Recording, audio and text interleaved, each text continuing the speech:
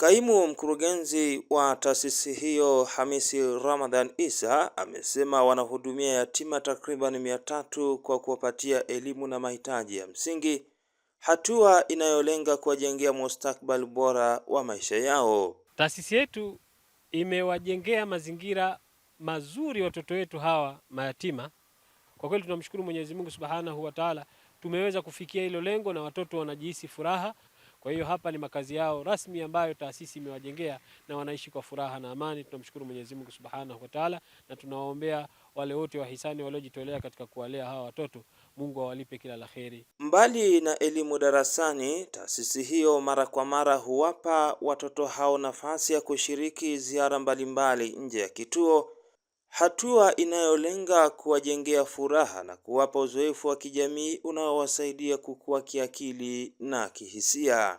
Leo ni siku maalum kwa watoto yatima ambayo huwa tunapata fursa ya kutoka na watoto kwenda sehemu yoyote ya burudani, kupumzika na kujifunza mambo mbalimbali nje ya masomo yao ya kila siku. Kwa wanafunzi ina manufaa makubwa sana, hasa katika nyanja mbalimbali za kisaikolojia.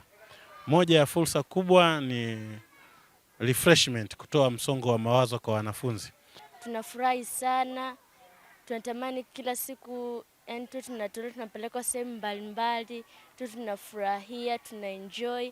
Nashukuru sana Direct Aid Society kwa kunilea kuanzia nikiwa na miaka 6 mpaka sasa nipo darasa la 7. Tulihitaji mahitaji yote lakini mlitupatia kama vile nguo, chakula na mahitaji mengine ya shule kama madaftari, penseli na kalamu. Asanteni sana kwa malezi yenu bora. Sambamba na hayo, Direct Aid inaendelea na miradi mbalimbali ya kijamii ikiwemo ujenzi wa misikiti, visima vya maji, huduma za matibabu pamoja na miradi inayolenga kuinua uchumi kwa mwananchi mkoani Singida.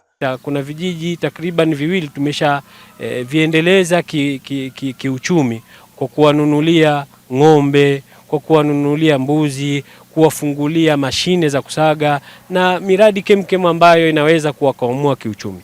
Kwa hiyo ni moja ya malengo ya taasisi hii kuanzishwa na kutoa huduma hii katika jamii. Nikiripoti kutokea hapa mkoani Singida, Ramadhan Idilimu wa Mahazin TV.